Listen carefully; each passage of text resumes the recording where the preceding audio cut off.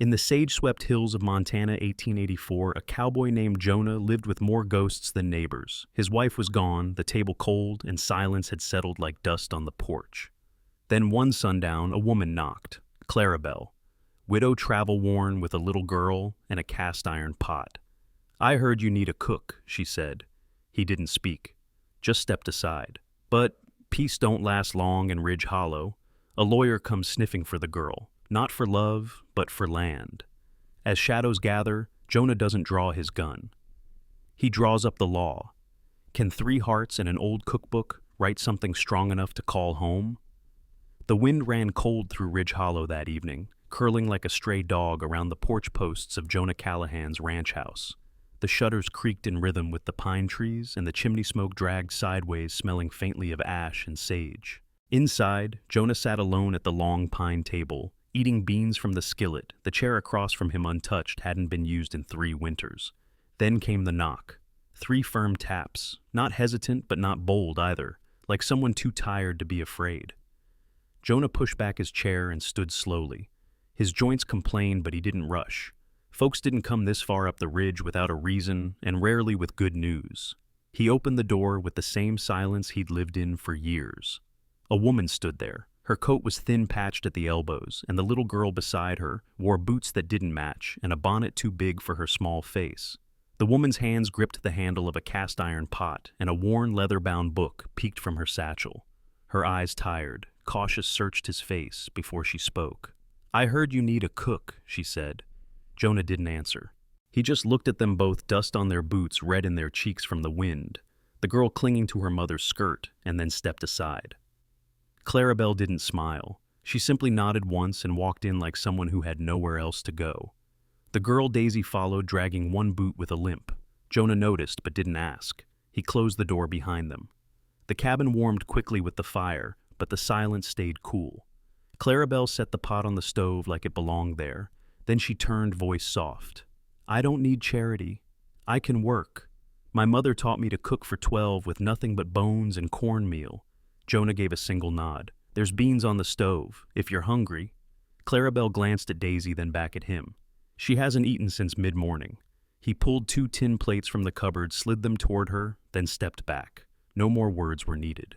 They ate in silence, Clarabelle feeding Daisy first, whispering little nothings to coax bites out of the tired child.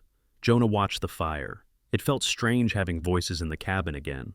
Not bad, just unfamiliar, like someone had moved the furniture while he slept. After supper, Clarabelle took out the leather book. She flipped it open, gently smoothing pages with recipes written in a faded hand. "It was my mother's," she murmured half to herself. "It's the only thing I brought that's worth anything." Jonah looked at the girl curled on the rug by the hearth. "Where's her father?" Clarabelle closed the book slowly. "Died last spring." Fever took him fast. Jonah didn't pry. He knew loss. It had a certain weight when spoken aloud, sank heavy in a room. He let the silence settle again. By nightfall, Clarabelle had swept the floor, scrubbed the skillet, and tucked Daisy onto the spare cot by the fire. Jonah brought out a folded blanket and laid it on the end of the couch without a word. She looked at it for a beat, then at him. Her mouth twitched like it wanted to form thanks, but she just nodded. He poured himself a final mug of coffee, then stepped onto the porch. The stars were out, sharp and cold, the kind that didn't blink, just stared right through you. Jonah leaned on the post and listened to the soft sounds behind him. It had been a long time since someone else breathed under that roof. And then came the hoofbeats. Distant, steady, not casual riding, purposeful. Jonah didn't move, but his jaw tightened. A rider pulled up near the gate, slick hat, clean coat, fancy boots too polished for ridge country. The man didn't dismount, just tipped his head. "You Jonah Callahan." Jonah didn't answer. The man nodded anyway. "Name's Bryce Keller. I'm with a legal firm out of Bozeman. I'm looking for a girl named Daisy. Real specific reason." Jonah's fingers tightened on the mug. Behind him, the door creaked open. Clarabelle's voice, quiet but sharp, carried through the cold. "You ain't taking her." The man on the horse grinned. "Ma'am," he said, "that ain't up to you." And just like that, Jonah knew the peace they had all barely stepped into was about to get tested. The next morning brought a pale, sleepy sun, peeking through the clouds, as if unsure whether to bother shining on Ridge Hollow. Clarabelle was already in the kitchen when Jonah came in, sleeves-rolled boots damp with frost. "Coffee's on," she said without turning. "It's not strong, but it's hot." He poured a mug without a word, watching Daisy from the corner of his eye as she traced shapes into the ashes near the hearth. Quiet child. Alert, like she knew the world could shift without warning. Clarabelle pulled a biscuit tray from the oven. "She asked me last night if she had to leave again." Jonah didn't respond right away. Then, "She don't." Clarabelle finally looked up. "That man. Last night. He didn't come out here for a visit."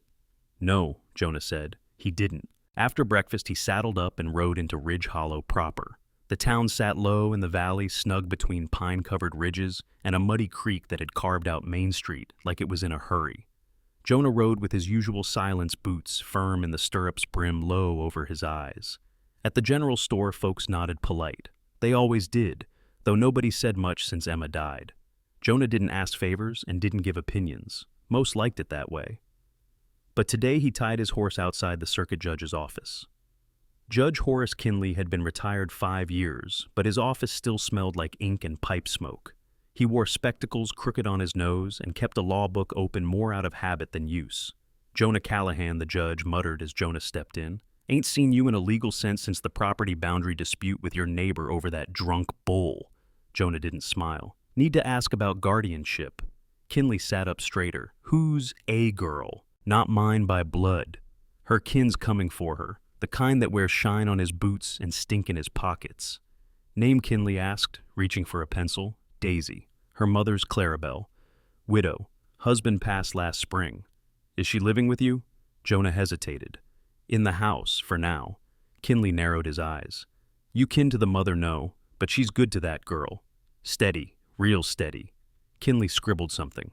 "Guardianship's tricky without blood or marriage, but if the father left anything in writing, Clarabelle said he wrote something.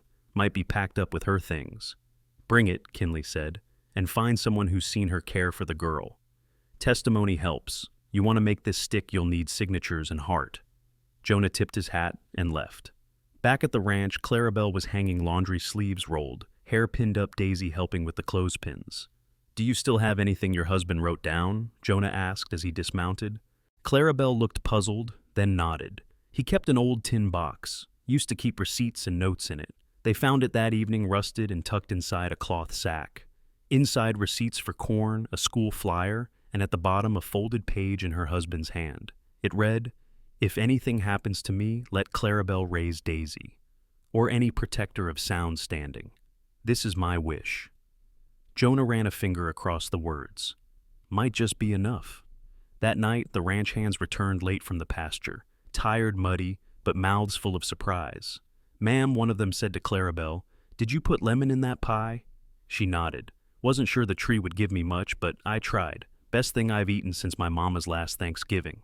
Clarabelle gave a small smile and wiped her hands on her apron. Even Jonah, leaning against the doorframe, took another bite without comment. But he watched her longer than usual. Something about the way she moved around his kitchen, quiet, certain like it was hers already. But just as the room warmed with pie and laughter, hoofbeats approached again. This time it wasn't a stranger. Jonah stepped out to find a boy from town with a sealed envelope. The boy looked nervous. "Said it's from a legal firm. Man named Thorne," he mumbled. Jonah opened the envelope slowly. Inside was a formal summons. A man named Warren Thorne had filed a motion in Bozeman to claim legal custody of Daisy. Clarabelle read it once, then sat hard on the bench. Her fingers clenched. "He's not doing this out of love," she said. "He wants the land." Jonah didn't answer, but the next morning he rode for town, this time, with purpose in his spine, and Clarabelle's folded affidavit tucked safe in his coat. The law was shifting, and so was the wind. The next few days passed in a hush, like the ridge itself was holding its breath.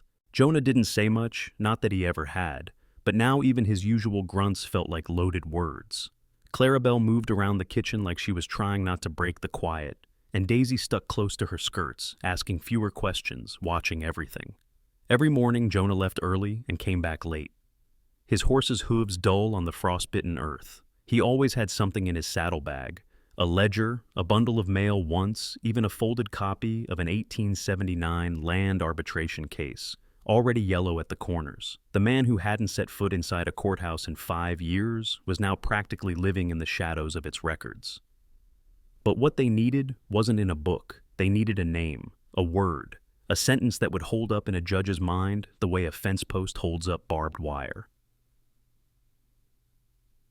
Late one afternoon, with the sun beginning to pool gold across the ranch yard, Jonah ducked into the old tack shed behind the barn. He hadn't opened it in months, maybe longer.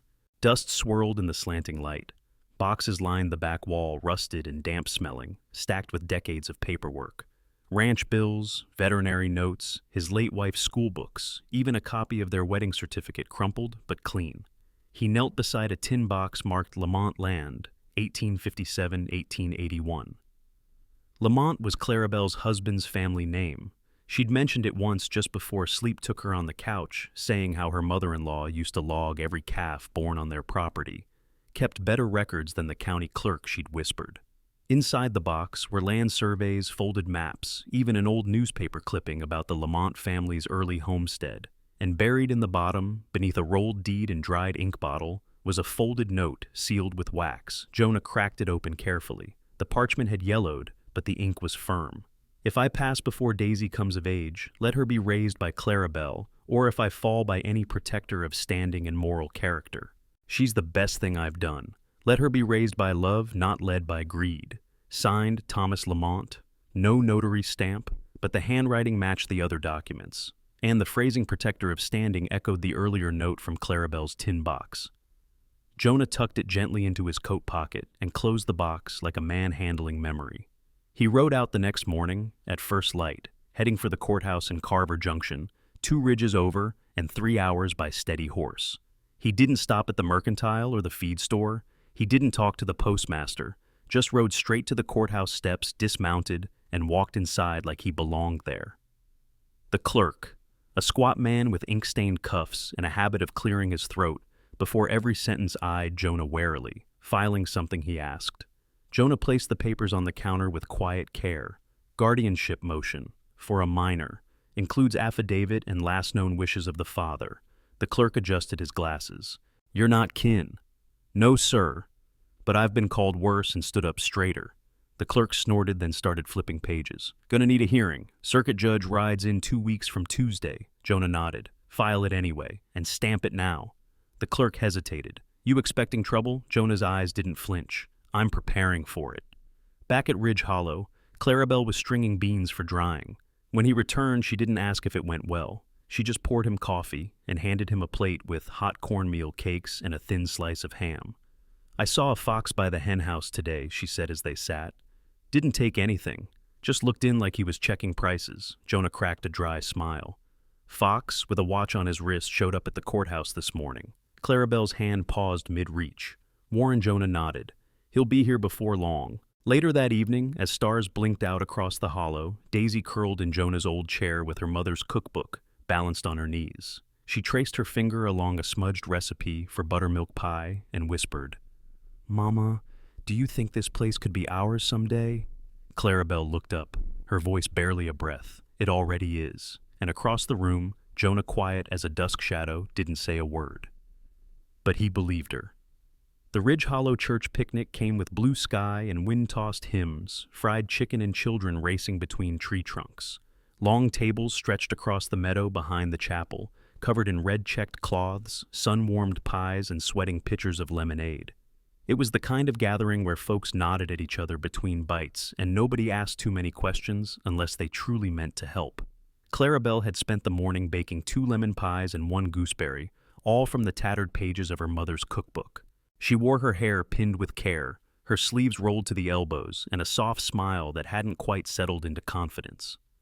Jonah stood near the edge of the meadow arms, crossed boots planted. He wasn't the mingling type, never had been, but today he didn't leave. He kept a quiet watch mostly on Daisy, who was playing tag with the pastor's twins near the willow trees. Clarabelle caught his eye once and nodded. He nodded back. Then came Warren Thorne. He arrived on horseback, crisp hat, silver tie pin catching the sun, and a smile that never touched his eyes. He dismounted slow, dusted off invisible lint, and scanned the gathering like a man already measuring it for purchase. Clarabelle saw him before anyone else did, Her spine stiffened. Her hands went still in the middle of cutting pie. Jonah noticed the shift in her face and followed her gaze. Warren walked right up to the pie table and tipped his hat. "Clarabelle," he said smoothly, like greeting an old friend at a fancy hotel instead of a churchyard. "Warren," she returned, her voice even but flat. "Didn't expect to see you here," he grinned. "Didn't expect to be here, but you know how family business pulls a man west." He pulled a folded paper from his coat and laid it neatly on the table beside the pies. "Legal writ," he said, "filed in Bozeman as required. You'll want to read it." Jonah stepped forward without invitation, picked up the paper and gave it a glance. "Filed under whose name?" "Mine, of course," Warren replied, voice still friendly. "Daisy's rightful next of kin." "You weren't even at the funeral," Clarabelle said, tone like steel under soft fabric. "Didn't need to be." "Thomas named me guardian in his first will." "First will," Jonah repeated. "Before he married her," Warren said, smiling now, at the crowd gathering. "The one that counts." Jonah didn't flinch. He just looked at the pastor, Reverend Burke, who'd come closer, napkin still in hand. Reverend Jonah said evenly, "You know Clarabelle's been raising Daisy alone since spring. You ever see her do anything less than fit to mother that child?" Reverend Burke cleared his throat and glanced at Warren. "Clarabelle's been at Sunday service every week. Daisy's polite, clean, and knows every word to Blessed Assurance. I'd call that steady parenting, yes." The school teacher, Miss Albright, stepped up too. She came to the schoolhouse just last week, asked for reading primers and chalk, said Daisy wasn't too young to start. More folks edged in their faces, shifting from curiosity to quiet disapproval. Warren's charm began to sour. "Let's not turn this into a trial," he said, tone sharpening. "I've followed legal procedure. The hearing will happen one way or another." Clarabelle looked at him, pie server still in hand. "You don't want Daisy Warren. You want what comes with her name." He gave a small bow. "Doesn't matter what you think I want. Law speaks louder than sentiment." Jonah didn't raise his voice. He just reached across the table, picked up a slice of lemon pie, and took a slow bite. "Well," he said, chewing calmly, "you can go ahead and serve your writ, Mr. Thorne. But next time you do it over food, maybe try not standing between a cowboy and dessert." There was a smattering of chuckles. Warren, face tight now, tipped his hat again this time, without a smile. "See you in court," he said, loud enough for everyone to hear. He mounted his horse and rode out without another word.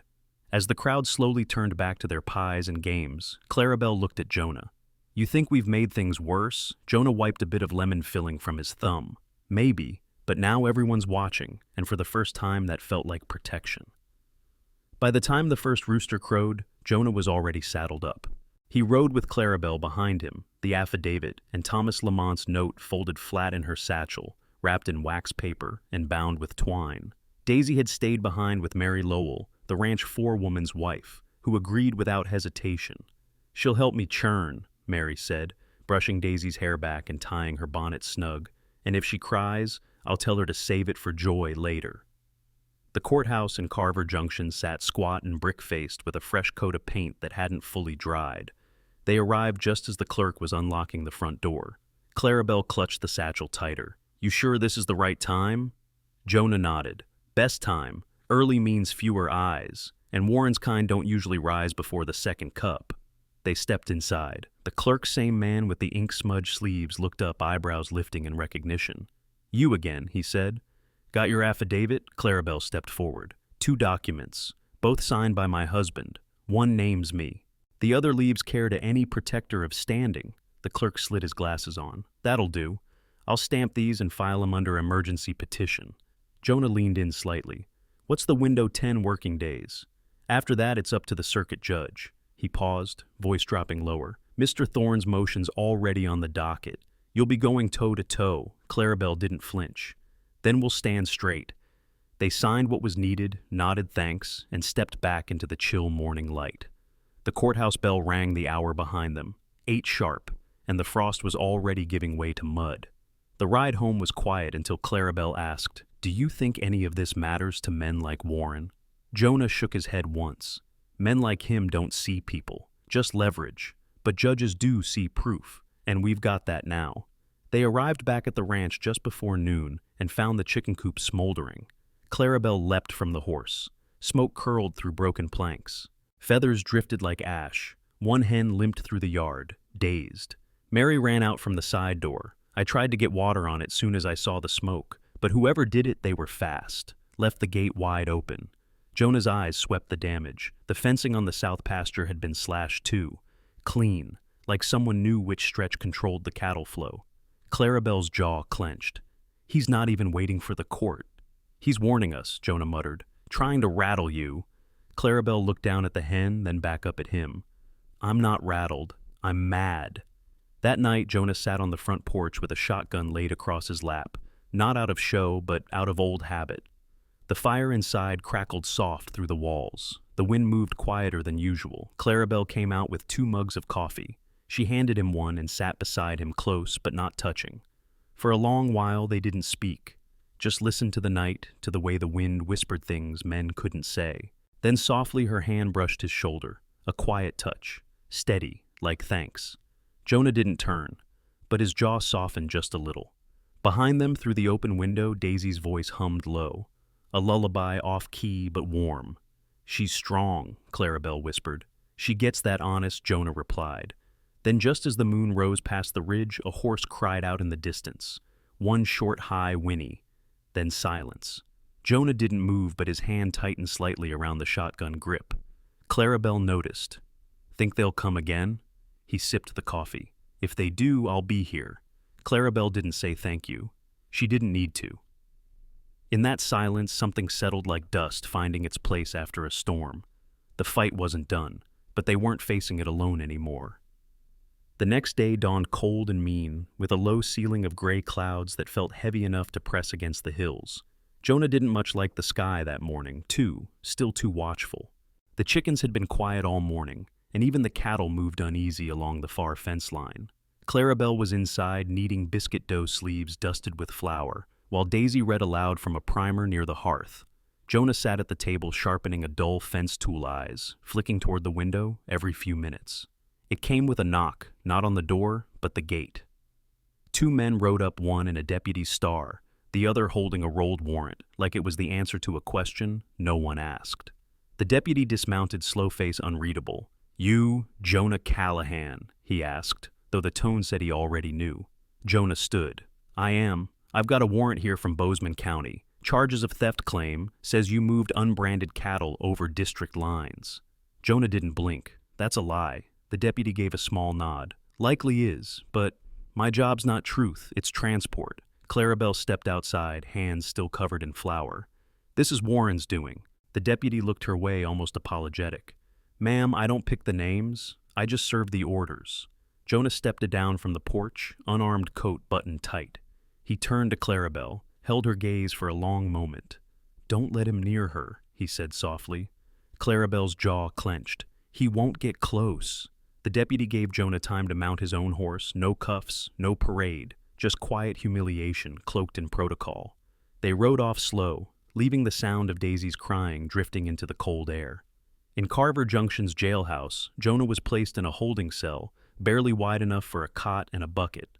The sheriff, a lean man named Wilkes, who knew Jonah by reputation, if not friendship, stood outside the bars, arms crossed. Never thought I'd see your name on a charge sheet, Callahan. You know it ain't real. Wilkes nodded once. It don't smell right. I'll say that much. Thorne's been poking around town all week. Bought 2 rounds for the saloon, paid a clerk to whisper your name.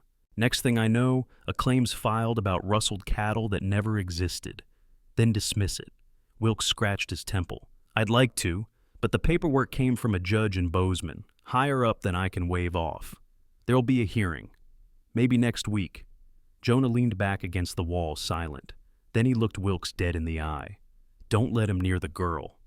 I won't, Wilkes said. But the moment word spreads, you're locked up. Well, that's a hole Warren'll slide into fast. Back at Ridge Hollow, Clarabelle wasn't idle. She rode to town with Daisy beside her and stormed into the clerk's office with both affidavits and fire in her voice. I want these on record now, she said, and I want a hearing date set before this gets buried under another one of Thorne's lies. The clerk looked startled but complied. He stamped the pages, handed her a carbon copy, and said the next docket would be posted in the church vestibule come Sunday. Outside, Reverend Burke approached her quietly. I heard what happened. You need me to speak for Jonah, I will. That man's never taken what wasn't his, and he's been more father to that girl than most who bear the title. Clarabelle swallowed hard. Then be ready. Court'll come fast. That night back at the ranch, Daisy refused to eat. She just sat at the table, Jonah's hat in her lap, fingers curled around the brim like it was the only thing keeping her upright. "Mama," she whispered, "is he gonna come home?" Clarabelle knelt beside her, brushing a hand through her hair. "He will, sweetheart, but until then we stay strong, just like he taught us." And across the room, the fire cracked louder than usual, like it too wanted to speak, but couldn't. The town hall in Carver Junction hadn't seen this many boots since the last harvest auction. Folks packed shoulder to shoulder, some on benches, others standing near the back wall, hats in hands murmuring quiet behind pursed lips. Even the pot-bellied stove in the corner seemed to burn hotter from all the breath and tension inside. At the front stood Judge Alton Brewer, a man whose beard was longer than his patience. His gavel rested untouched on the table, but his eyes were sharp and unwavering, scanning the crowd like a hawk circling a field. Jonah stood between two deputies, wrists free but shoulders stiff. His shirt was clean hair combed, but there was a weight to his presence like a man who had spent nights sleeping more with his thoughts than his body. Clarabelle sat beside Daisy in the front row, the little girl clinging tight to her mother's hand. Jonah's old hat crushed in her lap. Clarabelle's face was pale but firm, and in her eyes burned the kind of fire grief couldn't smother. Warren Thorne stood near the prosecutor's table, dressed like a cattle baron with silver buttons and polished boots that hadn't seen mud in years. His attorney, some lean man from Bozeman with slick hair and a voice smooth as creek water, rose first. "Your Honor," the attorney began, "we represent Mr. Warren Thorne, the legal next of kin to young Daisy Lamont. Mr. Thorne's claim is grounded in an earlier will by Thomas Lamont executed before his marriage to Mrs. Clarabelle Lamont." The judge nodded slowly. "And the child's been living where? With Mr. Callahan and Mrs. Lamont without formal custody." Clarabelle stood up unprompted, holding the stamped affidavits. "My husband amended that will," she said. "He wrote twice that Daisy was to remain with me or in the care of a protector of moral standing." The judge motioned for the papers. A clerk took them, handed them up. Judge Brewer unfolded the pages and read in silence for a full minute. Warren shifted, visibly annoyed. Jonah stepped forward. His voice was low, even every syllable steady. "I didn't ask to be a guardian, but I saw a girl needing a home, and a mother doing all she could to give it. I've fed 'em fixed fences burned by men hired to scare 'em, and stood watch with a shotgun when law turned its back." He paused. "I ain't kin, but I'd fight for that child like blood." Warren's attorney scoffed. "You have no legal tie to the girl." Then came Reverend Burke's voice, firm from the gallery. "I've seen them at church every Sunday. Clarabelle's a mother by action, and Jonah's been more father than some men ever dreamed to be. Miss Albright, the school teacher, stood too. Daisy's thriving, reads better than most in her class, helps clean after lessons, and knows to say thank you without being reminded." A ranch hand rose, next hat clutched in both hands. "That little girl named a calf last week and braided its mane. You don't do that if you think you're leaving." The judge raised his hand for quiet. "This court appreciates the testimonies, but law requires clear evidence of intent, especially where custody is contested." Jonah didn't move. He just reached into his pocket and unfolded one more page. "This here," he said, "is a letter found in the Lamont family box, written by Thomas's own father. Reads plain as day." He handed it to the clerk. Judge Brewer read it aloud. "Warren has never shown the temperament for responsibility. I pray Daisy grows up far from his shadow." A hush fell. Even Warren lost color in his face. "Your Honor," his lawyer started. Brewer raised the letter. "Is this handwriting authenticated? It matches 5 other documents in the Lamont file," Jonah said. Judge Kinley confirmed it.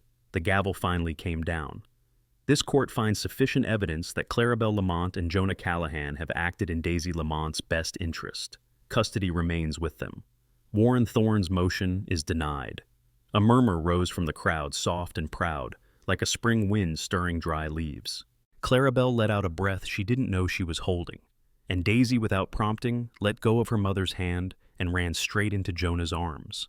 The clap of the judge's gavel still echoed, as Warren Thorne's face fell from polished smugness to something brittle and pale.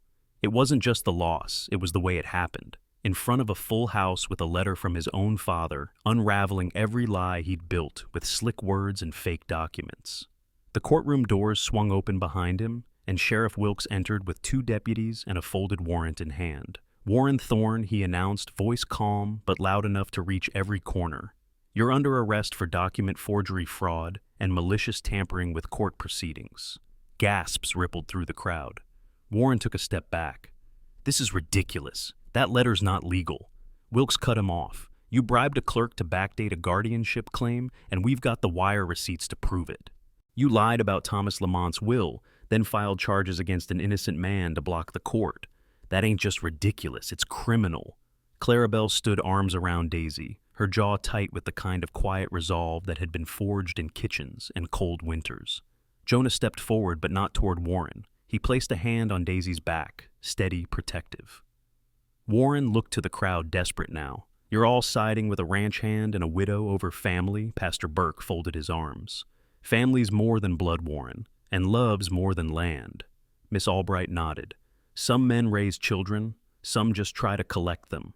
The deputies moved in, cuffing Warren without a struggle. He looked smaller now, despite the shine on his boots. As they walked him past the benches, someone muttered, "'Bout time." Clarabelle didn't gloat. She simply held Daisy close, one hand on the girl's bonnet, and let the moment pass like wind over tall grass. Outside, the afternoon sun glinted off melting snow. Spring was inching in, slow but sure. Jonah stepped down to the courthouse steps and looked at Clarabelle. "You all right?" he asked softly. "I think so," she said. "It doesn't feel real yet." Daisy reached up and tugged his sleeve. "Pa." Jonah blinked. "Say that again?" She looked him dead in the eyes. "You're my pa now, right?" Clarabelle's breath caught. Jonah crouched down, hand gentle on her shoulder. "If that's what you want," he said. Daisy nodded solemnly. "I already decided." Jonah's throat tightened. He looked up at Clarabelle, who gave the smallest nod. He stood and cleared his voice. "All right then. Let's go home." They rode back to Ridge Hollow, slow, no need to rush anymore.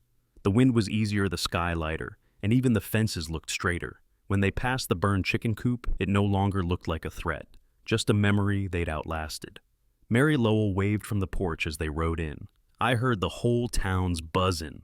You lit that courtroom up like a stove in December."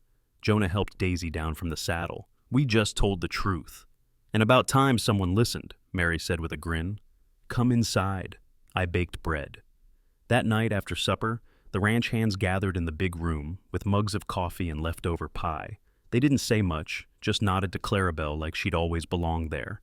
Jonah handed around a bottle of cider and let the laughter grow easy. Clarabelle set a small stack of new recipe pages into the back of her mother's cookbook, smiling as she wrote in the margins, "Jonah likes cinnamon, not nutmeg. Daisy prefers crust edges only." Later by the fire, Daisy curled up on the couch head in Jonah's lap and yawned wide. "Can I name the next calf?" she asked sleepily. "You can name the whole pasture," Jonah said, brushing her hair back. "You earned it." And for the first time in a long time, Ridge Hollow felt whole, not perfect, but whole. As the lamplight flickered, Clarabelle looked over from her chair and whispered, "Thank you, Jonah, for all of it." He didn't say anything. He just reached for her hand and didn't let go. Spring settled into Ridge Hollow, like a promise finally kept.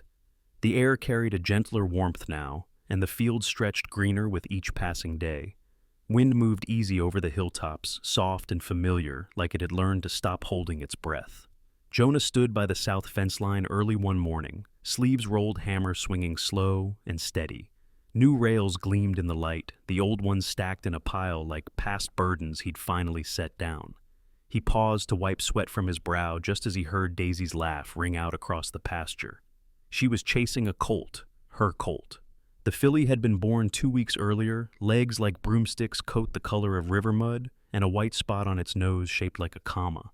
Daisy had named her Button, declaring it with such ceremony that even Jonah didn't argue. Clarabelle leaned on the porch rail, apron still dusted with flour, watching them both with quiet ease. She had planted herbs beneath the kitchen window, basil, mint, thyme, all sprouting in tidy rows. There was something about seeing new life push through the earth that made her feel steady again, anchored. Jonah walked back toward the house, slow and thoughtful. "Fence looks solid," Clarabelle said, handing him a mug of coffee. "Should be," he replied. Measured it twice this time. Ain't letting no more foxes through. They shared a quiet laugh. Not because it was funny, but because laughter felt like breathing again. That afternoon, a knock sounded at the front gate. Not sharp, not urgent, just the kind of knock that said, "Neighbor, not trouble." It was Reverend Burke holding a small package wrapped in brown paper and twine. "Figured you might want this," he said, handing it to Clarabelle. "It came by post yesterday, from the circuit clerk's office." She untied the package gently. Inside was a certified copy of the guardianship order, Judge Brewer's signature etched firm at the bottom. Legal, official, hers. Clarabelle's breath caught in her throat. "Thank you." Burke tipped his hat. "This ranch has good soil, not just for planting, but for building things that last." As he walked away, Jonah glanced at the document in her hands. "We ought to frame that," he said. She smiled, already thinking of where to hang it. That evening, the ranch lit up with something more than lanterns. The neighbors came one by one in buggies and on horseback. They brought bread, pickled carrots, hand tools, a sewing basket, even a new saddle blanket with Daisy stitched in blue thread across one corner. Mary Lowell carried a pot of beans and a bottle of elderberry wine. "Couldn't let a proper home go unblessed," she said, grinning. They gathered on the porch, passing plates and stories, music coming from a harmonica, and an old fiddle someone dusted off. Jonah didn't play, but he nodded along, tapping his boot heel in rhythm. Later that night, Clarabelle found Daisy sitting cross-legged by the oil lamp, her mother's cookbook open on her lap. The girl had been adding notes in careful pencil. At the bottom of one wrinkled page, she'd written, "Home is who stays." Clarabelle knelt beside her. "That's beautiful." Daisy looked up. "It's what you always say. I just made it official." Jonah came in from the porch and Clarabelle beckoned him over. She pointed to the cookbook. "Look what she wrote." He leaned down, reading the words slowly. His throat tightened, but he didn't speak, just reached over and turned to the next blank page. He took the pencil and wrote beneath it, "And who shows up when no one else does?" Clarabelle blinked back tears. Outside, the fence posts caught the lamplight, casting long shadows across the yard. Not ominous, just quiet witnesses to what had changed. The house had no grand name, no carved sign or painted letters. But Jonah had spent the last week carving something simple into a cedar plank, and now it hung over the front porch. The Callahans. No fanfare, no speech, just truth. And in the flicker of firelight, with coffee warming their hands and love soft in their silences, Clarabelle, Jonah, and Daisy finally felt what so many chased for years, belonging. And this time no one could take it.